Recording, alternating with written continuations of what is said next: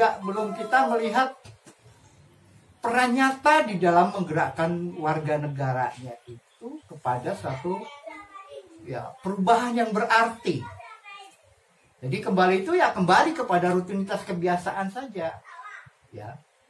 Nah, jadi 17 Agustus itu hanya seremonial, karnaval. Belum ada satu kegiatan yang sustainable yang berarti. Apalagi membaca bagaimana peluang apa yang bisa dikembangkan. Ya semuanya masih kepada ketergantungan daripada anggaran negara. Jadi gerakan di luar sana itu bergerak manakala ada anggaran negara. Kalau tidak ada anggaran jalan nggak Pak Wi? Seniman anggaran berarti. Seniman. Semuanya begitu. Beda dengan para Jamasar ini. Memang Jamasar itu berpikir bagaimana bisa menciptakan anggaran. Setelah anggaran dapat, bagaimana bisa menggerakkan potensi yang strategis, ya, yang sustainable, berkelanjutan.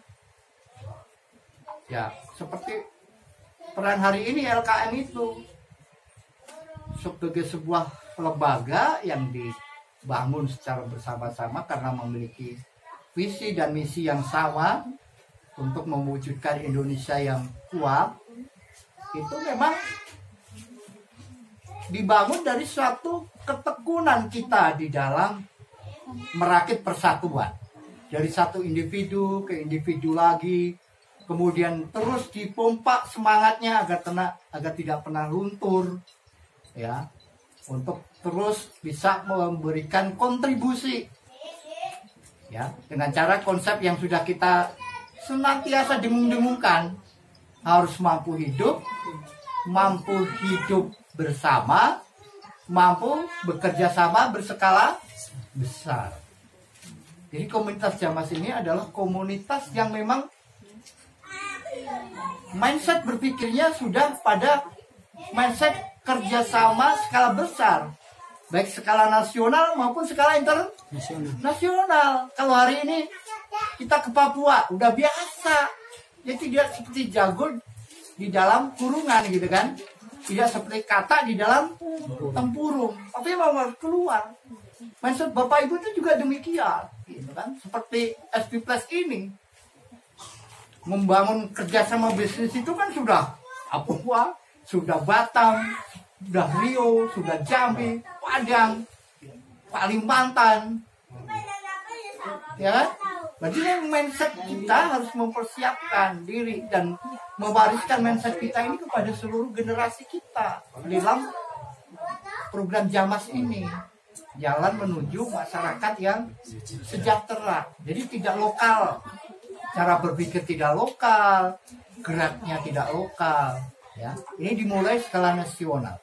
Di kerjasama skala besar itu hari ini skala nasional. Secara internasional kita baru menginspirasi terus. Bagaimana ada permasalahan-permasalahan di tingkat internasional? Ya, pimpinan kita tidak berhenti terus memberikan satu dorongan untuk melakukan satu action kepada pihak-pihak yang punya kewenangan untuk kerja hubungan internasional kan, seperti kasus kemarin di apa aja itu perang Ukraina itu, kita terus melontarkan satu pendapat, ayo damaikan, harus berani mendamaikan. Endingnya seperti apa? Paling tidak ada keberangkatan ke Ukraina kan, presiden kita Pak Jokowi. Nah, seperti itu.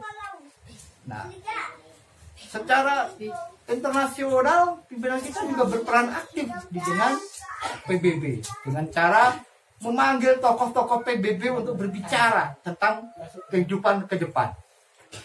Bagaimana 50 tahun ke depan? Ayo tokoh PBB siapa? Ya, yang mana Pak Agung itu tidak pernah berhenti untuk menjalin komunikasi internasional. Nah, ini yang kita harapkan, dan kita di sini Jamasan harus mengikuti cara berpikir orang-orang besar.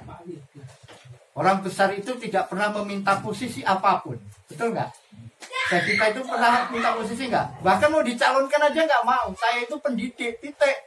mau dicalonin presiden, saya pendidik. Pendidik itu ya cukup pendidik, tidak perlu jadi presiden gitu. Tapi pemikirannya itu sudah terus terhembus ke segala arah. Bagaimana membawa bangsa ini, termasuk Indonesia Raya, di mana-mana, di seluruh daerah, seluruh instansi apapun. Hari ini yang menyanyikan Indonesia Raya 3 stansa itu baru mana? 3 stansa itu baru di Mahat kan? Dulu sempat Menteri Pendidikan Muhadjir Effendi. Macet lagi. Kenapa? Belum menjiwai, hanya dorongan. Nah itu harus kita dorong terus gitu. Sultan Jogja mengumandangkan setiap jam 10 menyanyikan lagu Indonesia Raya. Tapi belum 3 stansa juga. Iya kan? Padahal roh negara itu 3.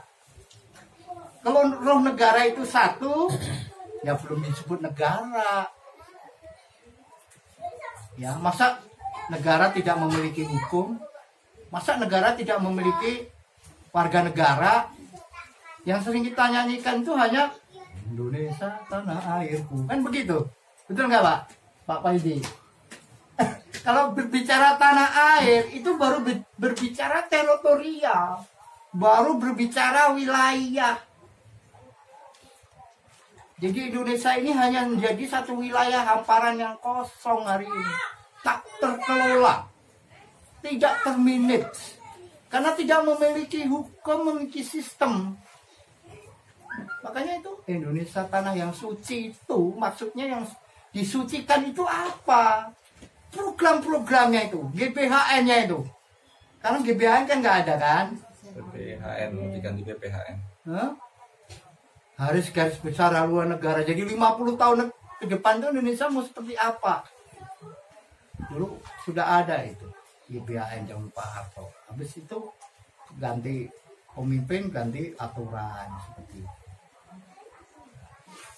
Jadi aplikasi dari Indonesia Raya, Indonesia Tanah yang Suci itu memang hari ini itu belum diaplikasikan karena tidak dipahami bahwa negara itu harus ada guidance ke depan 50, 10, 100 tahun yang akan datang itu mau berganti pemimpin siapapun ya hanya melanjutkan daripada undang-undang ataupun GBHN itu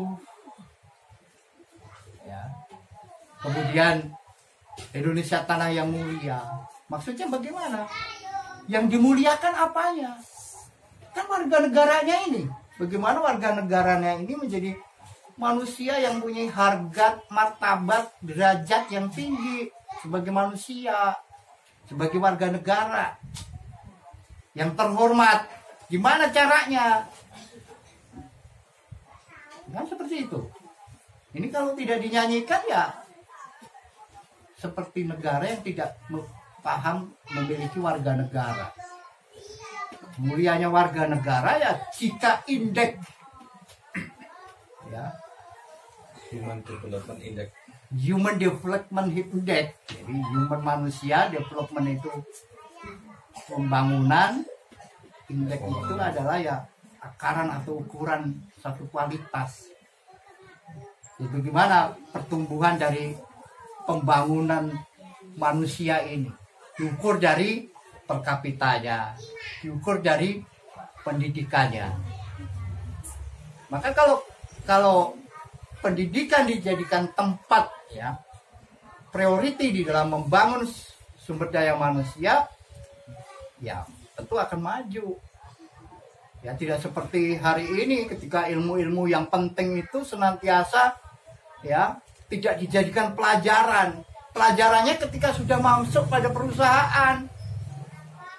Orang belajar IT seperti di Akakom, di Amikom itu juga ya masuk pada tahapan dasar-dasar saja.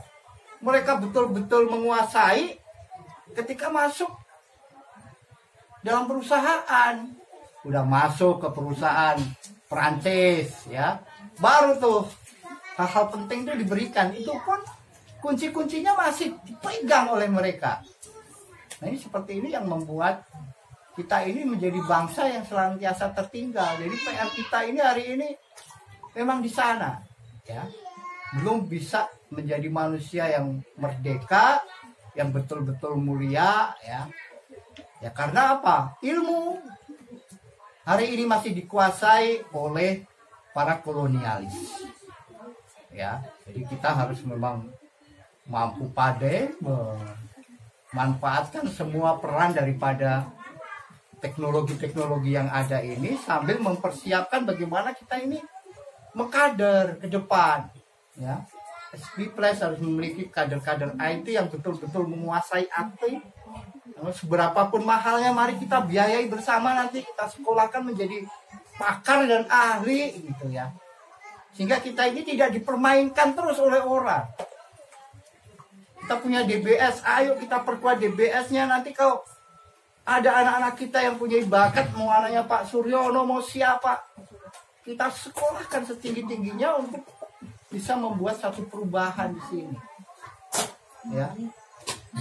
Jadi kalau kita hari ini punya Tokopedia, ya, Tokopedia hari ini juga ada investor asing. Semuanya seperti itu. Dikendalikan semua oleh asing. Ya. Kenapa ya? Karena peran yang memiliki kesadaran di dalam membangkitkan bangsa yang mandiri, ya, oleh pemimpin-pemimpin hari ini ya tidak dilaksanakan. Jadi artinya tidak memiliki satu integritas gitu ya.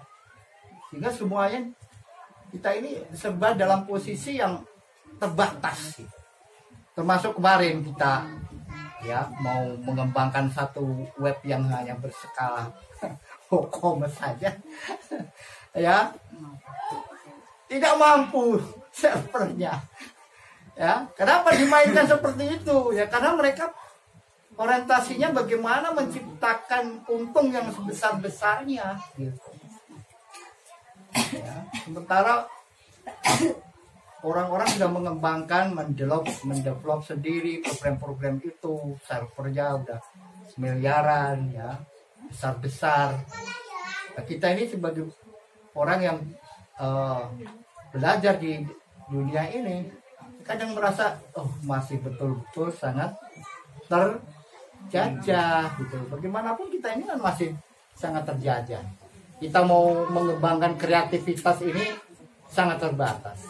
Daya dukung negara dalam hal ini Kominfo juga dalam hal ini untuk mensupport tumbuh kembang itu juga bermain di ranah bisnis. Jadi bagaimana ke depan? Ya mau nggak mau adalah untuk memuliakan perjalanan bangsa ini, ya memang kita harus mencetak kader-kader IT yang betul-betul bisa menguasai ilmu-ilmu itu secara totality, ya seberapapun biayanya ya mari kita kembangkan. Dan ini menjadi satu tantangan bagi kita semua ya. Semakin kita melangkah ke depan kan semakin tentu kita berpikir jauh dan harus memiliki satu gagasan-gagasan baru untuk terus berkembang supaya kita nanti tidak tergencet lagi seperti tadi, bahwa kehidupan ini terus berkembang, selalu berubah ya, dan kita harus terus membaca di mana kita bisa tetap eksis, berbuat ya dengan sumber daya yang ada dan memanfaatkan sumber daya yang ada yang bisa kita gunakan untuk kita tetap eksis, mampu menciptakan sumber-sumber energi tadi di teritorial. Karena kita omong kosong kalau mau membangun visi yang sebesar itu tanpa kekuatan daya dukung di teritorial. Orang-orang yang bisa menciptakan ekonomi yang secara sustainable ya. Nah, kita alhamdulillah selama ini bisa berjalan ya stabil, tinggal diprogreskan saja. Nah ini tentu kita harus terus meningkatkan upaya kita semuanya untuk terus berupaya ya.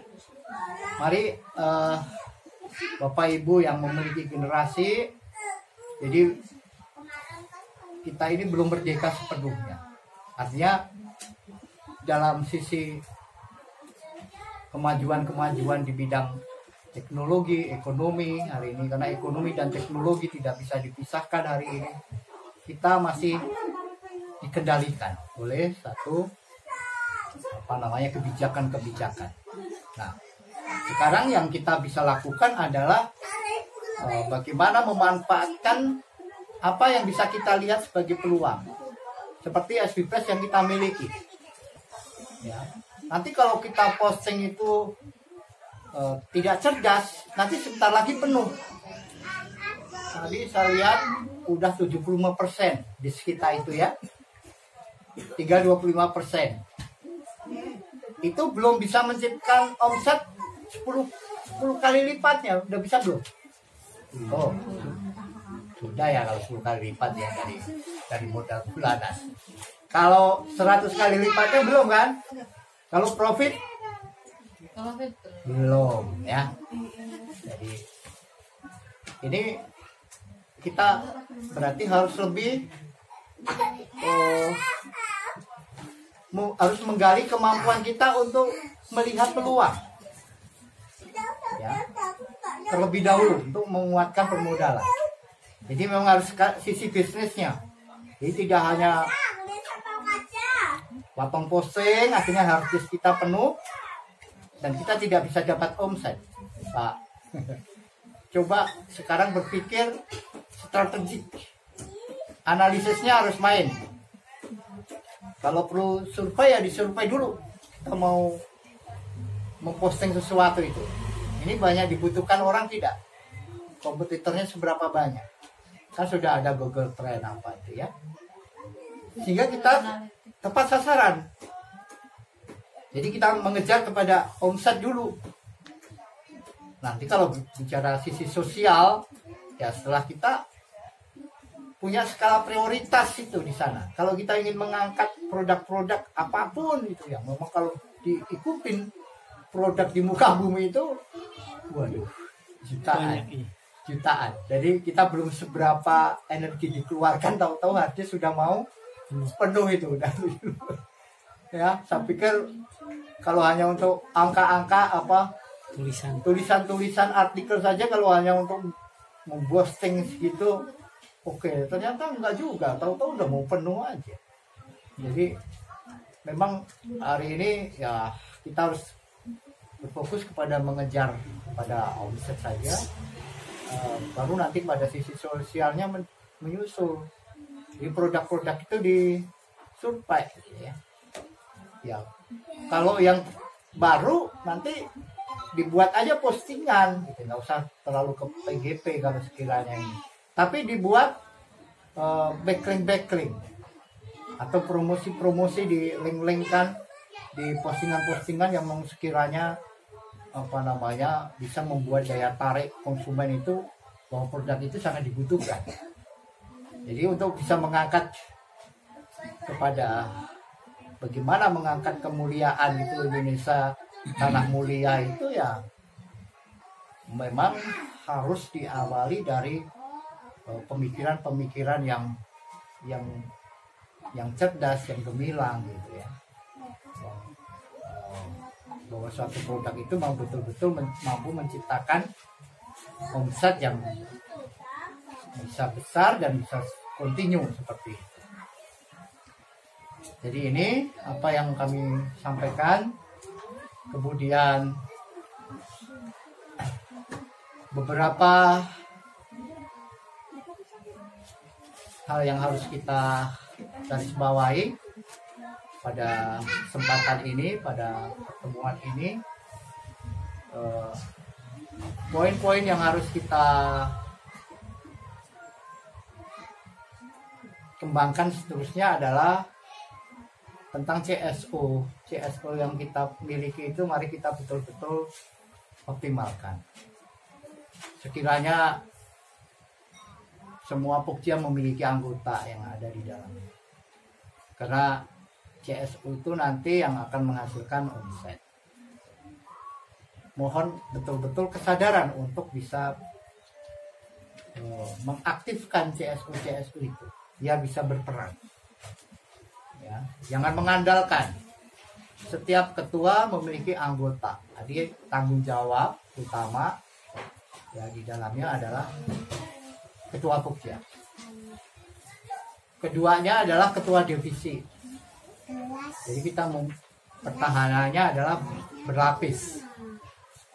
Ketua Pokja itu memikirkan anggota, mengapa? Karena punya tanggung jawab untuk memberhasilkan bahwa pencapaian Jamat setiap bulan itu harus meningkat ataupun harus lebih baik dari sebelumnya.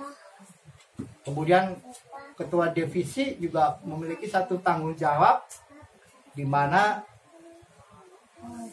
memiliki satu peran untuk memberhasilkan divisinya. Ya, dibantu lagi oleh marketing. Marketing ini adalah pertahanan ketiga yang punya skop lintas Pokja ataupun lintas divisi, di mana mempunyai gerak tanggung jawab untuk bagaimana menghidupkan semua produk itu dan mengarahkannya kepada para CSO. Ya, di backing lagi oleh ketua. Ya, ketuanya harus lebih energik di dalam mengkoordinir seluruh divisi yang ada. Ya. Mana divisi yang hari-hari tidak melakukan optimasi terhadap anggotanya ya digerakkan gitu ya. Jangan sepintas lalu. Karena bagaimanapun tumbuh kembang kita itu dari situ. Tumbuh kembang Jamas 220 itu adalah kemampuan kita di dalam memanage diri kita sendiri. Memanage anggota kita sendiri. Ya, kemampuan memanage itu juga pada posisi harus bisa memposisikan diri hari-hari itu, membagi waktunya untuk ya bekerja di dalam tim. Kalau untuk bekerja di dalam pekerjaannya sendiri, saya pikir semuanya sudah ahli dan pandai. Nah, itu koordinasi itu bagaimana ya? Dengan cara memberikan controlling terhadap pekerjaan hari-hari itu. Selama ini penasihat yang selalu membaca dan mengingatkan. Ya, peran ketua belum memposisikan dirinya sebagai ketua. Ya. Jadi ketua itu punya peran untuk menggerakkan. Ya. Di grup itu tempat koordinasi. Di grup itu tempat untuk mengingatkan. Ya, jadi harus menguasai 12 divisi itu siapa yang memiliki tanggung jawab dan anggota yang ada di dalamnya itu siapa. Harus terhadap komunikasi, terutama yang muda-muda itu masih butuh bimbingan. Yang muda itu kalau tidak diajak, tidak diingatkan, mereka juga punya kesibukan. Ya. Nah, di dalam kebersamaan itu memang membutuhkan support system, yakni orang-orang yang memiliki sadar jiwa, sadar budi, sadar pikirnya untuk ya menggerakkan kebersamaan. Di backup lagi nanti oleh pengawas. Jadi pembina itu harusnya terakhir gitu ya. Kalau nginget ini pembina itu sebenarnya nggak boleh. Pembina itu cukup berbicara saat-saat ada pertemuan seperti ini saja, masa tiap hari sih. Gitu. Nah, itu namanya manajemennya belum berhasil diciptakan, budaya organisasinya belum berhasil diciptakan. Nah, ini bisa tercipta bagaimana? Ya, yang diberikan amanah memiliki satu kesadaran. Ngono ya ngono, ning aja ngono wae gitu. Ya kabeh ini punya kesibukan, tapi harus memiliki kesadaran bahwa kita ini punya tanggung jawab. Sudah sering kali kami ingatkan berulang-ulang ya.